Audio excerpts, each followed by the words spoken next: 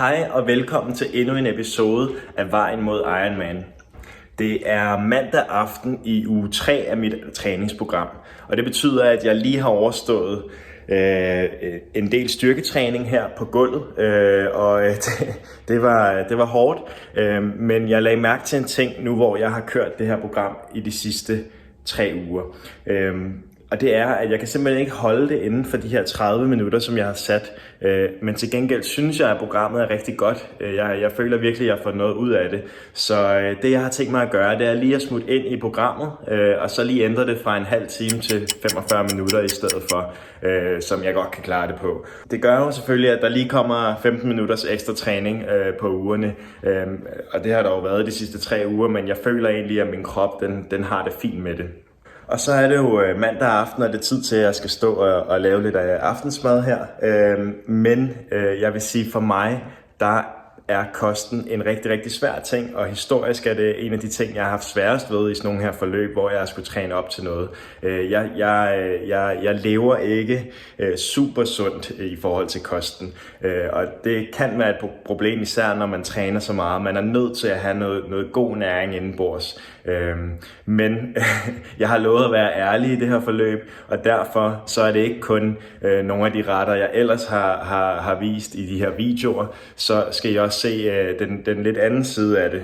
Og i dag der springer jeg over, hvor gæret er allermest lavest, og det er hos de frosne kyletter. Grunden til, at jeg har dem, det er først og fremmest, fordi jeg engang har købt en masse af dem, og de ligger nede i min fryser, så det er let lige at hive ud. Men en anden ting er også, at det er utrolig let lige at smide dem på panden, og lige lave noget varmt brød, og så lige smide det sammen. Og så har man altså lidt aftensmad. Jeg hader det faktisk. Jeg vil rigtig gerne have en masse lækre og sunde ting at spise, men en gang imellem så er man nødt til at springe over, hvor gæret er lavest. Hvis vi lige kigger på de her kyletter en gang, så kan jeg se, at der er 14 gram protein per 100 gram, så det er selvfølgelig fint. Problemet er bare, at der også er 16 gram fedt i, hvoraf 10 af de gram, de er umættede. Og det er selvfølgelig ikke særlig godt for vores krop, eller for min krop. Så det er en af de ting, som jeg kæmper lidt med, og det er altså kosten.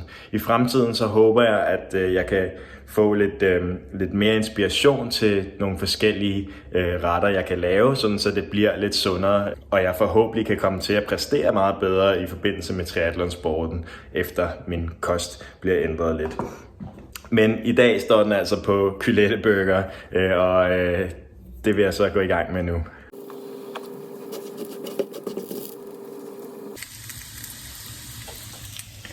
Imens de her kyletter lige ligger og hygger sig lidt, så kan jeg lige tale lidt om, hvordan det egentlig er gået de sidste par uger her.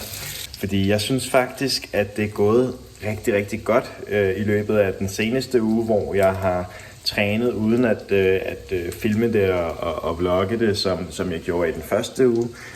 Men jeg har jo selvfølgelig hævet træningen lidt efter programmet, og har været lidt nervøs for, om min krop nu også kunne holde til det, selvom jeg tog mine forholdsregler. Men jeg har indtil videre ikke haft nogen skavanker. Jeg har selvfølgelig været øm og træt og alle de sædvanlige ting, men det har været på en god måde. Og jeg føler egentlig, at jeg er rigtig godt rustet til også at gennemføre den 3. uge her, inden det så er rest week i næste uge. Så det går i hvert fald den rigtige vej for nu.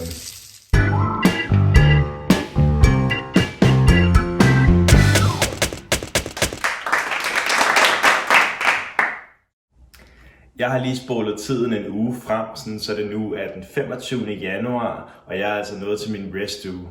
Det betyder, at jeg har overstået de første 3 uger af min triathlon-træningsplan her. Jeg er stolt over at kunne fortælle, at jeg indtil videre ikke har misset et eneste træningspas. Og lige netop det er sindssygt vigtigt i triathlon, fordi der kommer perioder, hvor det er rigtig hårdt, og jeg måske ikke nødvendigvis kan nå den her hårde intensitet i intervaltræningerne og så videre. Men så længe jeg bliver ved med at lave træningspassene og ikke misser de her træningspas, så går det altså med den rigtige vej. Men altså indtil videre er det gået over al forventning, og det er jeg super glad for os selv. Så jeg tænkte, at vi sammen lige kunne tage et tilbageblik på de sidste 3 uger, som jeg har logget her på computeren. Og til det vil jeg vise, hvordan jeg bruger online-platformen Strava som en træningslog for mig, hvor jeg kan gå tilbage og se, om jeg har opnået de mål, jeg satte for ugen. Så jeg dykker ind i det. Strava, det er en online træningsplatform, hvor man kan synkronisere sine workouts til, altså de GPX-filer, som for eksempel dit Apple-ur laver, når du er ude at løbe eller lignende. Og dem kan man altså synkronisere til Strava, som så laver en log. Det er også et socialt netværk, så du kan have en masse venner herinde, og du kan se, hvad de forskellige folk de træner i løbet af ugerne. Og der er jo en masse spændende ting, man kan følge med i, og så kan man like hinandens workouts osv. Men en af de ting, som jeg synes er fed ved Strava, er, at den fungerer som en træningslog, så du kan se præcis, hvor meget du har trænet osv.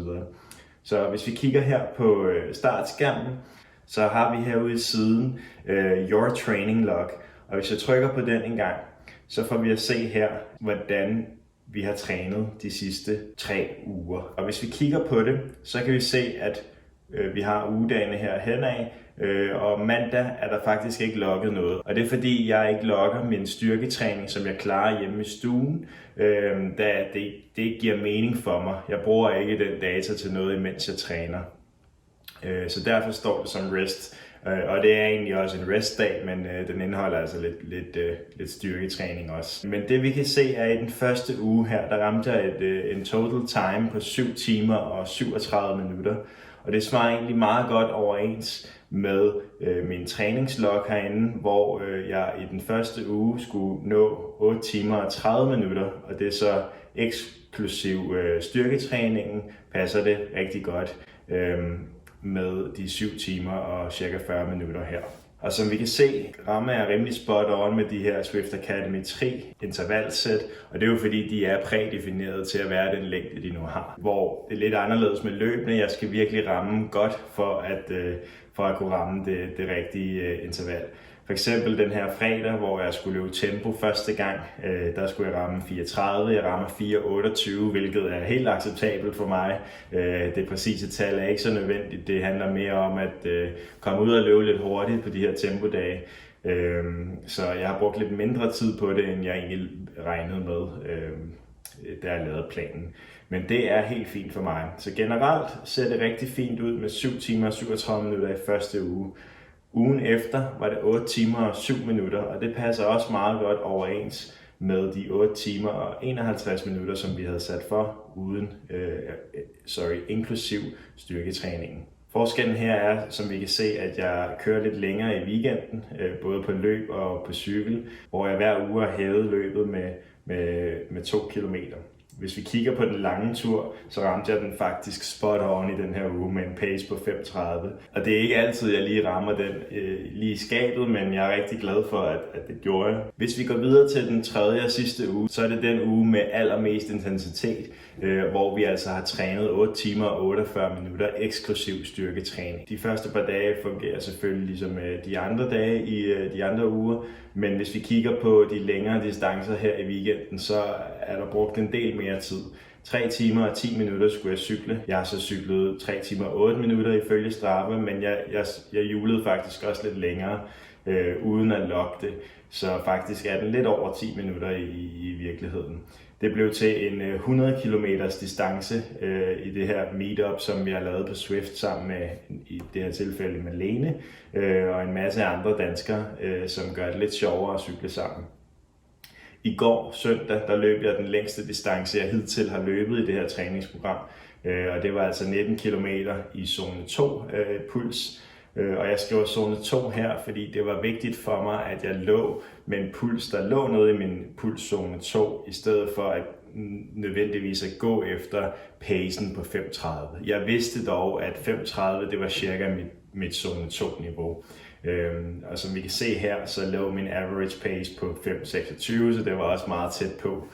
Hvis vi lige går ind på den en gang her, så kan jeg vise, at gennemsnitstiden eller pacen hele vejen igennem har været nogenlunde stabil inden for få sekunder per kilometer. Hvis vi scroller hele vejen ned her, kan vi se det.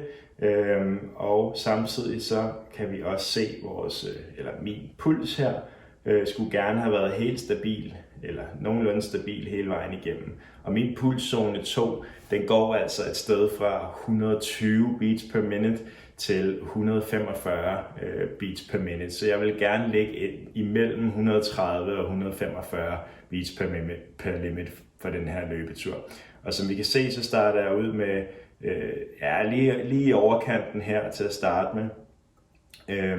Og så stabiliserer den sig lidt omkring 140 hernede og fortsætter derudad. Og som I kan se gennemsnitligt her, så havner jeg på 141 beats per minute. Så det var rigtig acceptabelt. Havde jeg nu løbet 5:30 i snit, havde den været en lille smule lavere, hvilket måske i virkeligheden havde været lidt bedre for mig. Men det må jeg tage med til næste gang. En ting, som jeg har undersøgt her i den her periode, især den sidste uge her med meget træning, var fredagsturen, hvor jeg skulle løbe tempo løb. Den har været rigtig hård for mig i den første uge, som jeg sagde, fordi den var måske lidt hurtigere, end hvad jeg egentlig kunne klare. Så derfor blev den sat ned til 44 i uge 2, og så op igen faktisk til 34 i uge 3 her, fordi jeg følte, at jeg havde overskud til det. Men jeg har så efterfølgende snakket med en veninde, som er løbetræner, og forhørt mig omkring, hvor god en idé det er at løbe en interval, en tempo og en lang tur på en uge, hvor du kun har 3 løbedage. Og hun foreslog faktisk, at jeg i stedet for tempoløbet løb et måske lidt længere løb end tempodistancen, men i zone 2 i stedet for. Så jeg inkluderer lidt mere zone 2 løb i stedet for det højintense løb. Og det skulle jeg gøre for at ramme et snit på cirka 80% zone 2 løb og 20% højere intensitetsløb. Så det er helt klart noget, jeg vil tage til efterretning, og her i den her hvileuge har jeg kun 2 gange løb faktisk, men når vi starter igen i næste uge, så vil jeg forsøge i stedet for tempoløb at ændre det til, at jeg løber en 50 minutter, 3 kvarter måske, i zone 2 i stedet for. Så jeg får lidt flere kilometer i benene, men intensiteten bliver altså sat lidt lavere, sådan, så min krop bedre kan klare det i det lange løb. Og det er jo det, der er vigtigt her, når jeg skal træne så meget op mod Ironman. Det var den første periode her i mit Ironman træningsforløb, hvor jeg altså lige har kickstartet base-træningen, og det er igen gået over al forventning. Så jeg ser frem til meget, meget mere træning i fremtiden, og til den anden halvdel af base-træningen, som starter fra næste uge af, når min hvileuge er overstået. Og for lige at runde hvileugen af, så bliver det jo altså ikke en uge, hvor jeg ligger og slapper af hele ugen. Jeg har stadig det samme antal træningspas, men intensiteten er altså sat helt ned, så jeg kun løber i zone 2 for eksempel, og cykler også kun i zone 2. Og det er altså for lige at samle kroppen op igen, og når vi så starter igen på den anden side, så starter vi heller ikke fra peak-ugen i sidste uge, men fra uge 2 intensiteten. Så vi skal ud og løbe 17 km igen på den lange tur for eksempel, og så hæver vi igen med 2 km per uge på den lange tur. Bare lige for at give et indblik i, hvordan det kommer til at fungere. Så med de ord sagt, så vil jeg takke af for de her uger her, og så ses vi på den anden side af hvileugen til nogle flere videologs af min træning.